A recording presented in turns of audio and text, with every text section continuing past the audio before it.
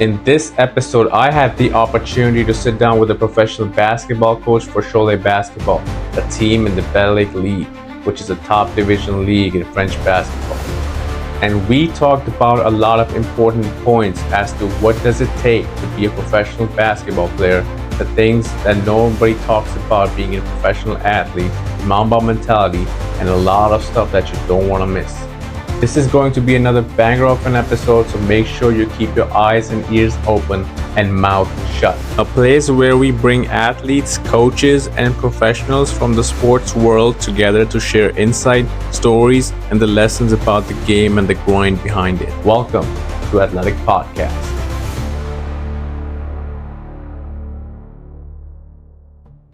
So Gaetan, I want to get into your journey. How and why do you start coaching in basketball? I was going through your profile. You started coaching pretty young, from like youth camps and stuff like that to all the way to like coaching one of the top teams in French top league. Yeah, so I started to coach. I think I was 15 years old. I was also playing basketball, but at that time I already know that I won't be a professional player. I want to make myself in the basketball, so I start to coach young kids.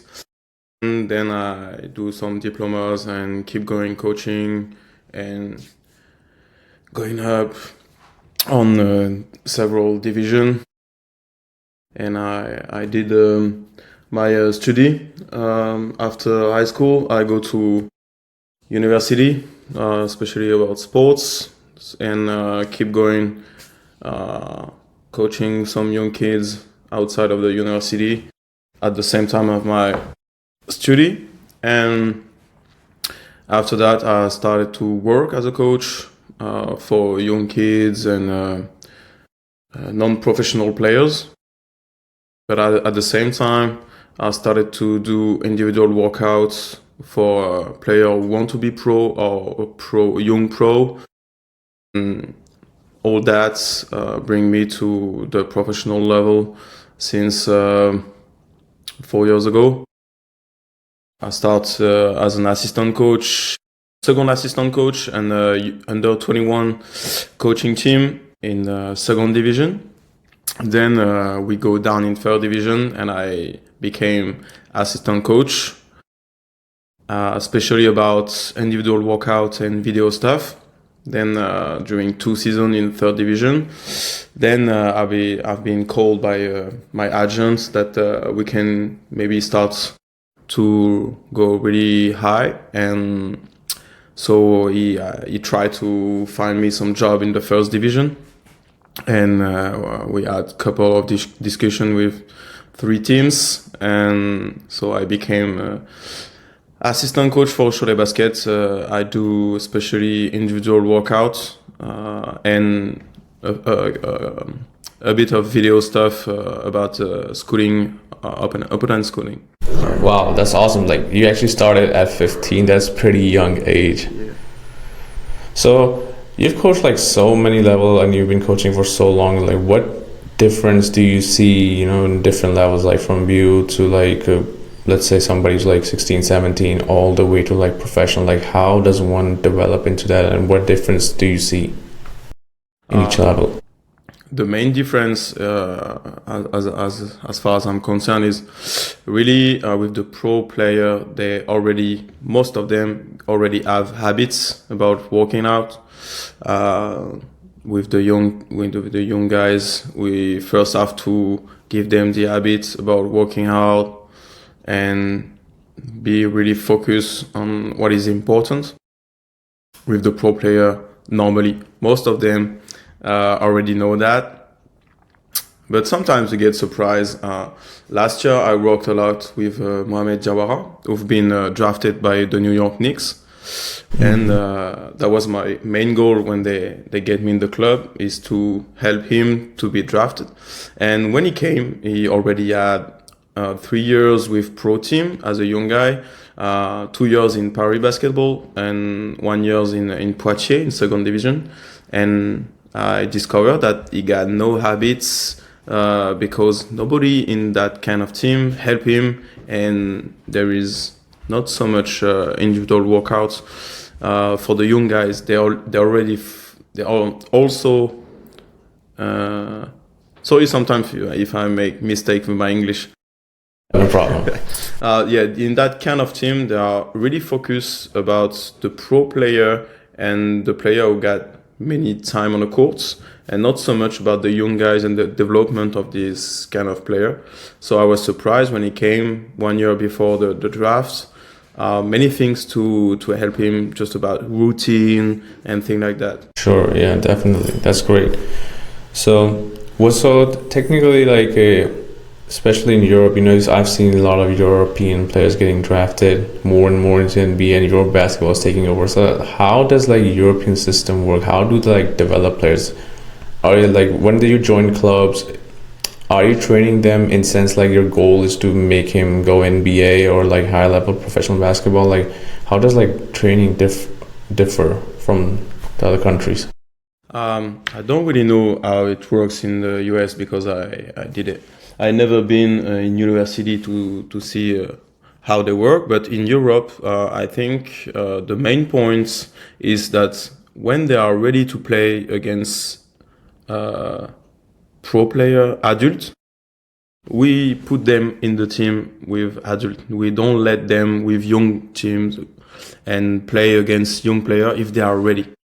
And I think it's the main difference because in the US, the university, they stay 1, 2, 3, 4 years playing against same age.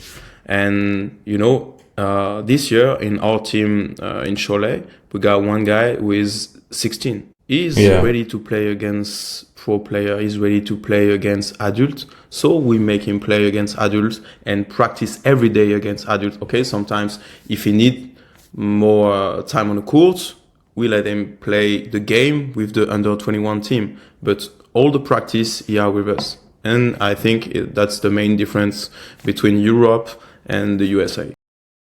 Yeah, definitely. Because here in America, it's more you play high school, different levels JV, AAU, basketball and stuff like that, even going college. But yeah, you're mostly competing with your age level. And definitely one of those things is competing with people who are older than you is actually going to make you even better because again, with training, it's you have to train with people who are better than you in order for your game to get better. That's it. Yeah. Because in university, okay, you are the top player of your university. So every day on the practice, you are easy. On the game, maybe you're easy, but all the ball are for you. In our system, okay, you are a star in under 21 team. We don't care. Come with the pro, learn how to be a role player. Because NBA is looking for role player most of the time. There is only one franchise player. After it's a role player, and maybe Europe making more role player than US. Yeah, definitely. I always talk about how important role playing actually is because when you get to the high level in basketball or any sport, everybody can shoot, everybody can dribble, everybody got all those same skills. What role can you play? How can you help the team win? Yeah, is actually really important. I think in the past, you can see that player like Patrick Beverley, even André Robertson, who played in Cholet last year with us, when they were in high school, college, they were a star. But they came in the NBA and they go in a role to stay in the NBA. Now the young guys from the US who are star, they come to the NBA, they want to stay a star. So most of them stay 1 year, 2 years, and after we forget them. I think we now in Europe are making more role player. Yeah, definitely. We see it all the time. People who are prodigy in high school, and when they get to college or even any professional team, we don't even get to hear about them. Sure. So what do you think is matters most when it comes to playing professional basketball or any level? Skill, athleticism, or mentality? I think for me, the main point is mentality. If you don't have the right mentality to practice hard, stay focused on the game and not the rest, if you have a winner mentality, it's help a lot. I think it's maybe 50% after. Sure, 25, maybe 30% athleticism, and after 20% talent and skill.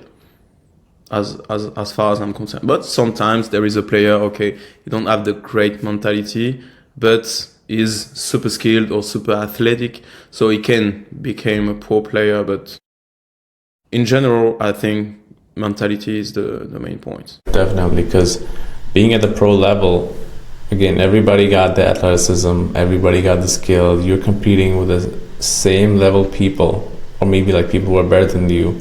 How can you, consistently keep playing more and more games with the same level people? I think mentality over there plays a big role. Sure. So what would you say is like 3 non-negotiables every player needs to have in order to play pro basketball? You're talking about? Sorry, repeat? So it's like any 3 things that are like non-negotiable. You need to have those. Okay. Yeah, I say a work ethic, for sure.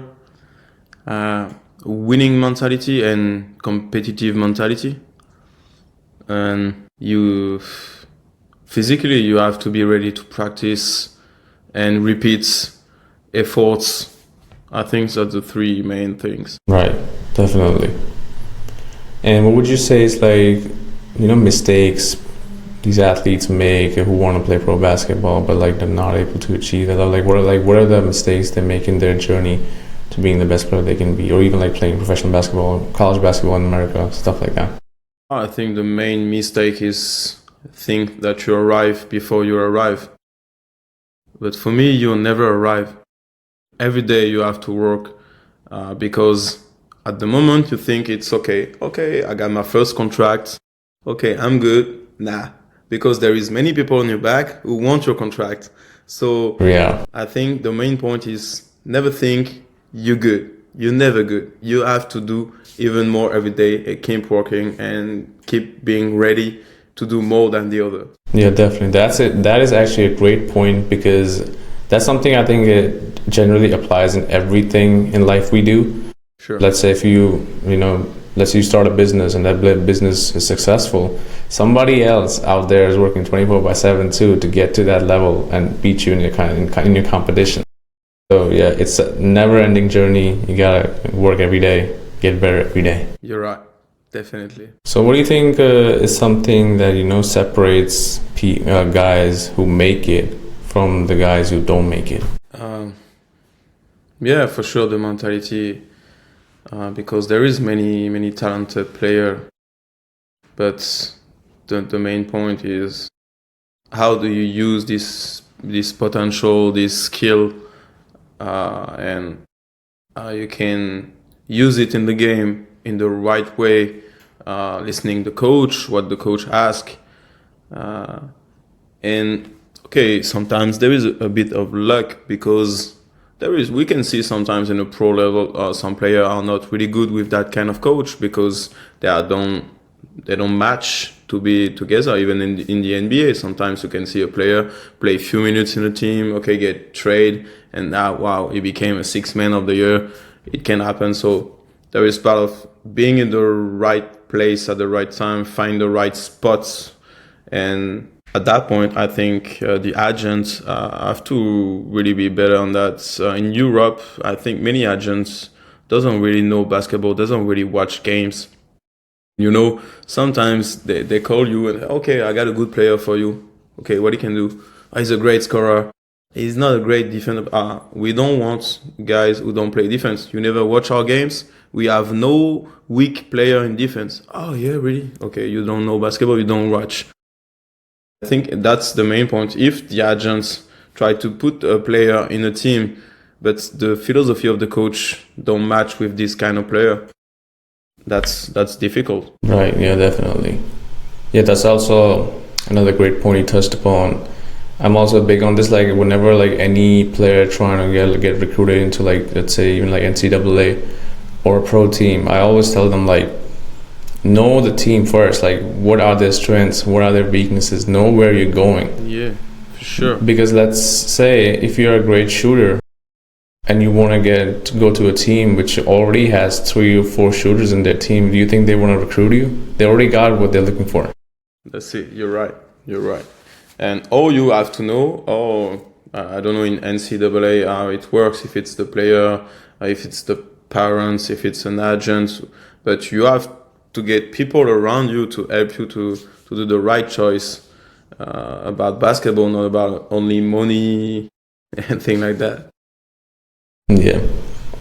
So let's say like, what should a guy who's like from, let's say 14-year-old, 13-year-old to like all the way to 20-year-old, how should they take their training and recruitment process? I think the most important is to be a recruit, to be perform on the courts.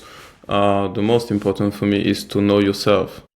You have to know what is your strength, what is your weakness, to work on everything, but also to be very good on the courts. We can really see really fast the player who doesn't really know themselves. Okay, you are really great shooter on the pull-up on the right. Never go pull-up on the left. We don't care. We don't say that you cannot. But if you are 55% when you go on the right, 35% when you go on the left, okay, we are a pro level. We want you to be good. So go where you are good. That's it. Don't try to do another thing. You are paid to be good. That's it.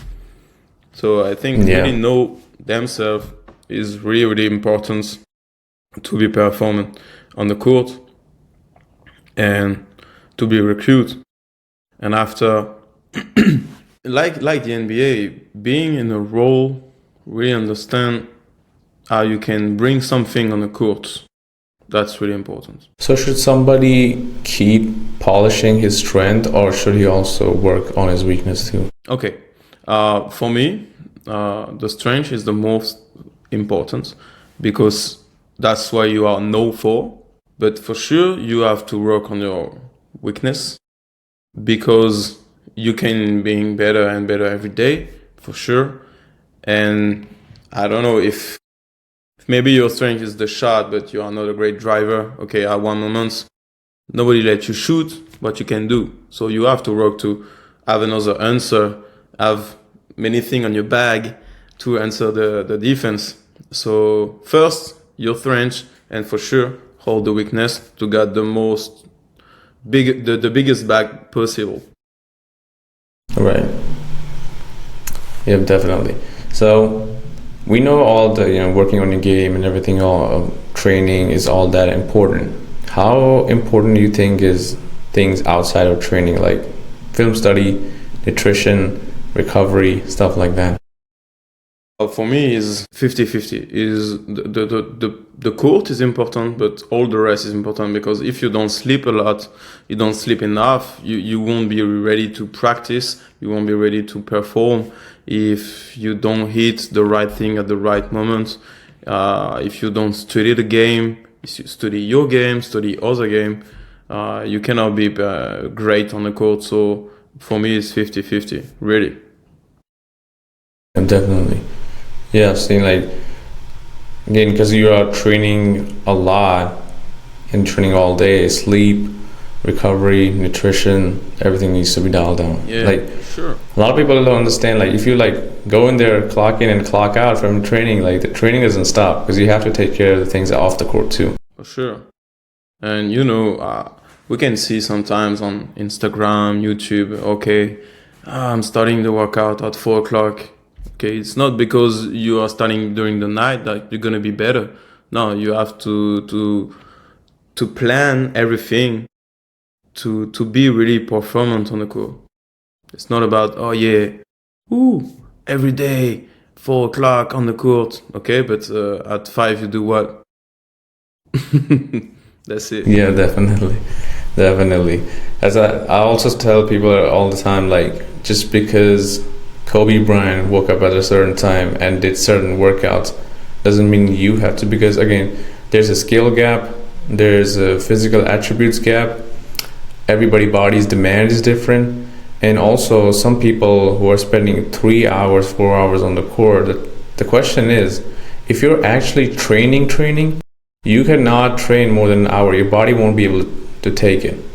People who are spending 3 to 4 hours on the court saying they're training is probably because they're just like jogging around, Maybe it's, not game speed reps, because if you're doing game speed reps, you're going to be exhausted after an hour. For sure. Yeah, Mamba Mentality is okay. It's a philosophy. I understand that it's a great philosophy, but you cannot just say, okay, I wake up pretty early in the morning. Okay, Mamba Mentality. Nah, that's not that. Mamba Mentality is a plan. Okay, at that time I'm on the court because I want to work out maybe 1 hour between 4 and 5 after I go to sleep. 2 hours, then I come back on the court, then I go recovery, ice bath, thing like that. But it's a plan, yeah, for sure. And we cannot do just, okay, I did 3 hours shooting, okay, but how much you make? You shoot 3 hours, but how much you make? Game speed, slow speed, it's not the same. So that's one thing I tell to the players when they come in our club, because the main guy for player development. I tell them, okay, sometimes we're gonna do 30 minutes workout, sometimes we're gonna do 15 minutes. It depends what we want to work. Sometimes it's gonna be game speed, sometimes we're gonna work on your shooting form. So it's gonna be really relaxed, just focus. Maybe it's gonna be more mental and difficult for your focus, but physically it's gonna be easy. But that's part of the workout. We need to do everything. For me, workout is not only dribbling 200 times really fast, but no. Workout is many things. We need to do everything to be ready to prepare the game. Yeah. Not only that's a great nice point. things to do a big video. Nah.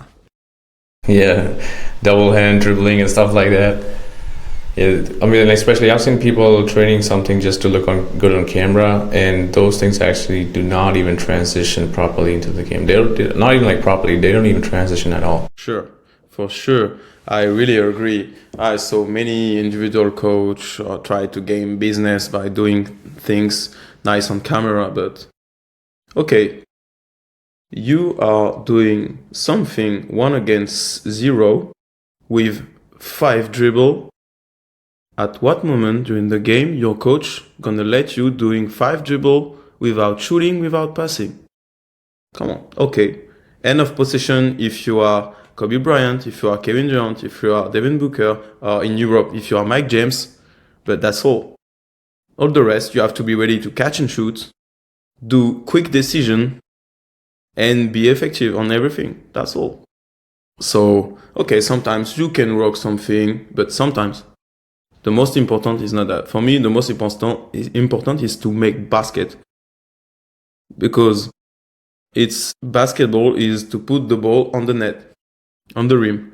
So my main point is shooting form. I want my player to be ready to shoot the ball in the right way. And it depends on the people. There is many ways to shoot the ball because there is many different bodies. If everybody can shoot like Steph Curry, it's easy. We do like Steph Curry, it's gonna work. No, there is only one Steph Curry. Everybody is different, so everybody got a different form, shooting form. So I just try to find the best shooting form for every player and help them to correct something. I never change everything because everybody is shooting naturally to be comfortable, and just trying to get them more comfortable or just correct something. Yeah, definitely.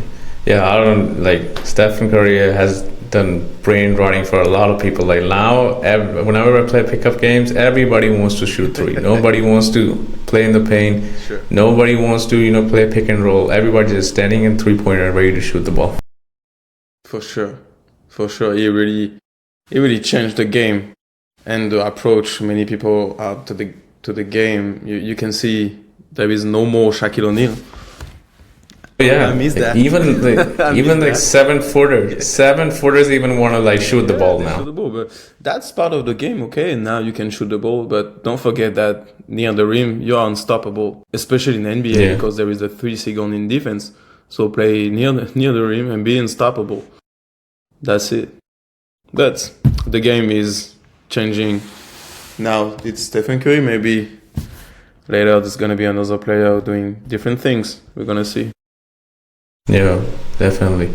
But I think like evolution is important. Everything changes over time. Sure. So if somebody is watching this and he wants to play pro basketball in Europe or in France, whether from America or another country, how does the recruitment process go? What steps can he or she take if she wants to play professional basketball in a club in France or any other European club?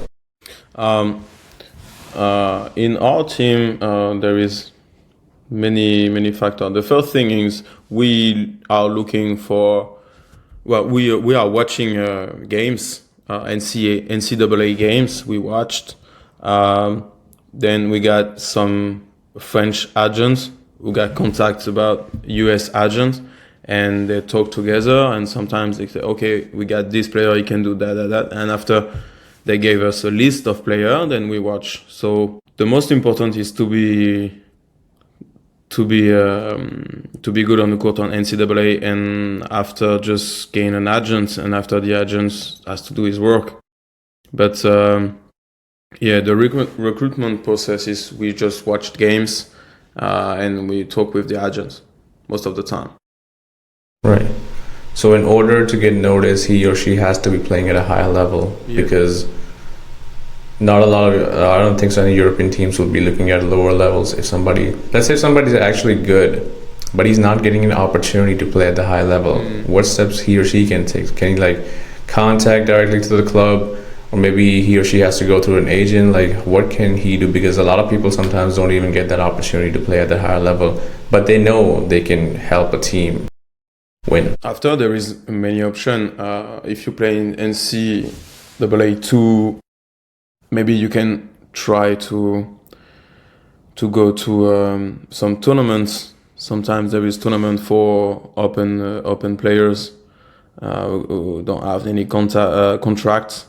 But after, sometimes you can also send your video and information details to the coach. Sometimes I receive something from player in LinkedIn.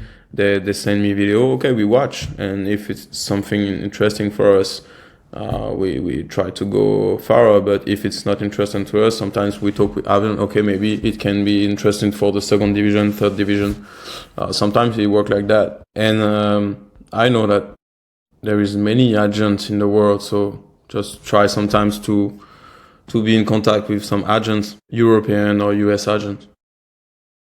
Right.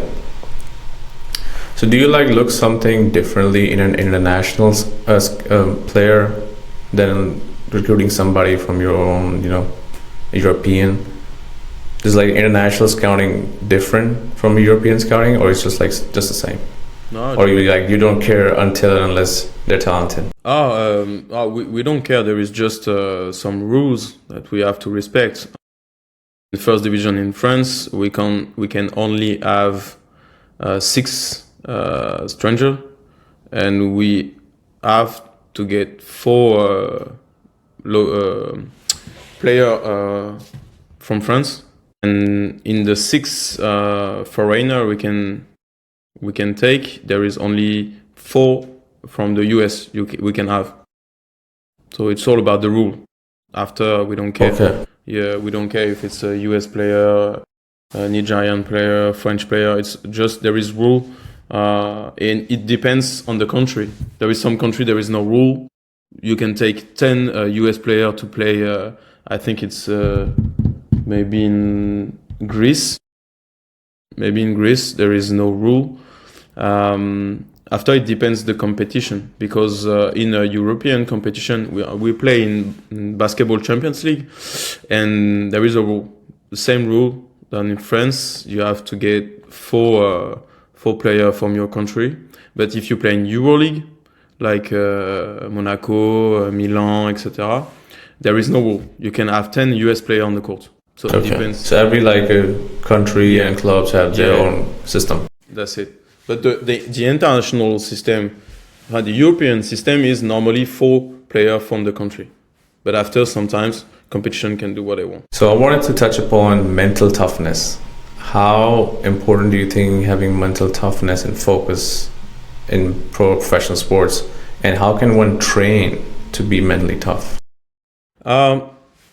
I think, as my point of view, it's really important to be tough because the the life is tough in general, and in basketball and professional is level is really tough because you have to be ready to go in a country or in a city. Then 1 year after, every time you have to move, so it's you have to be tough for that to endure that, and for sure practice every day. Sometimes you can be like you go to a hard work. No, it's not a hard work, it's basketball, but every day sometimes the same shit.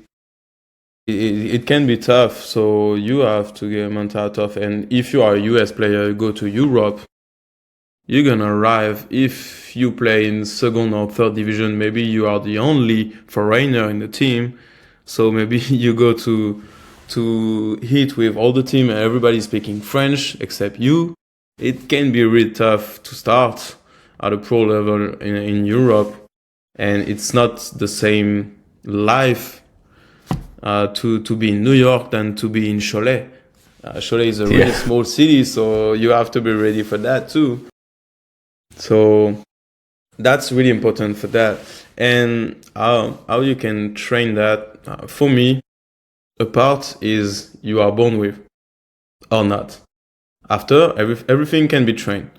But there is a part for me you are born with or not. After, to train that is just to put yourself out of your comfort zone every time you can. If you stay in your comfort zone, you won't be tough. Yeah, definitely. That's a great point, touch on. If you want to be mentally tough, just do things that are hard. See. Simple as that. Because like if you stay in your comfort zone, how are you going to be tough? Because again, comfort zone doesn't, make tough people. Yeah, sure. And also, that's also a great point you touched upon, and I even talk about it a lot.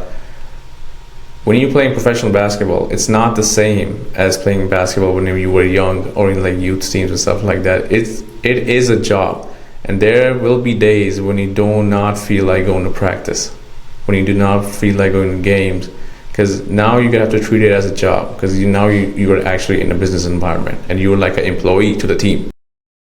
Yeah, that's difficult because when you start as a professional, sometimes you don't really understand what it is.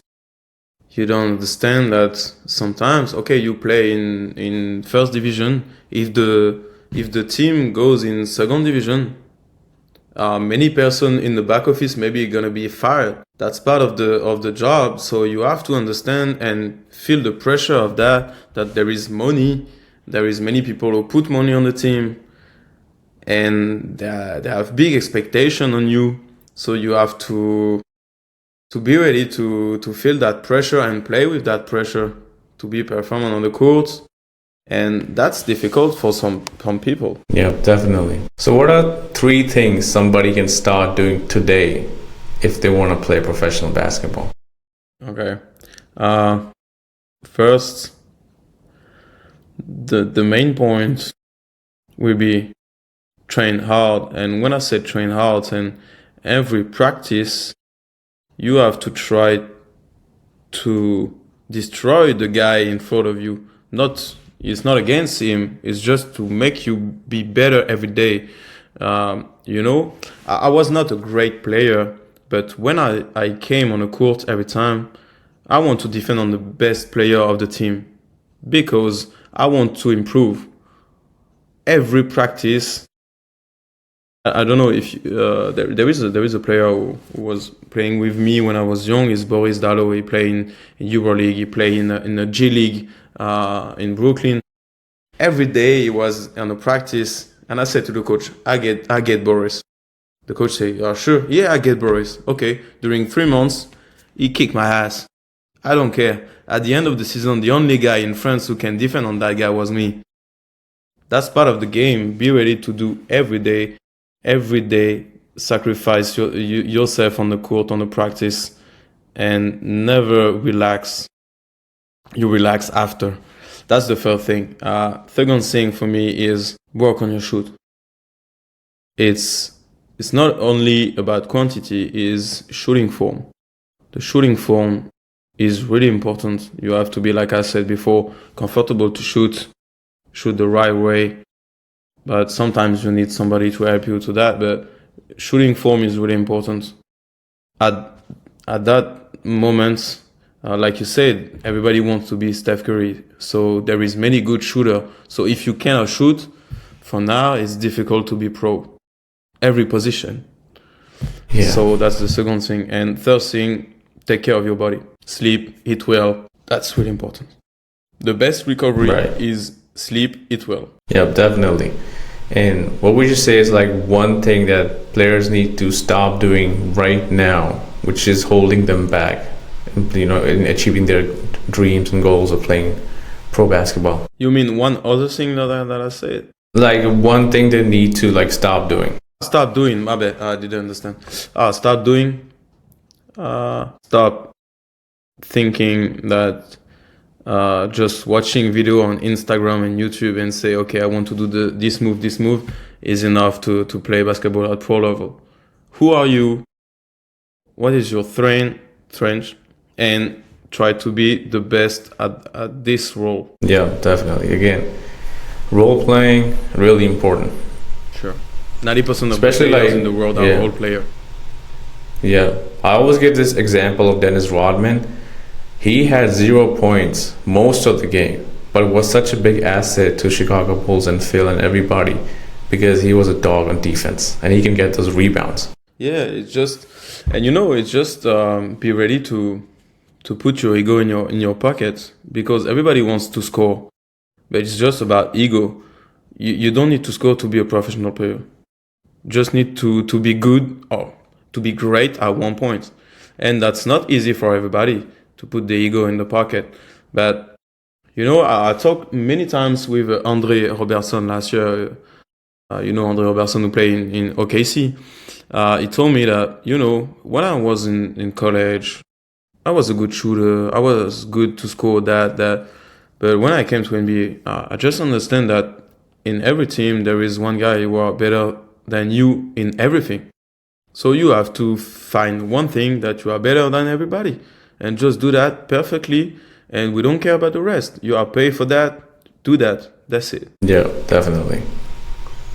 All right. Before I wrap this up, just one last question for you. What's the best piece of advice you can give to somebody who wants to play professional basketball or any pro sports, no matter where they are right now in their journey?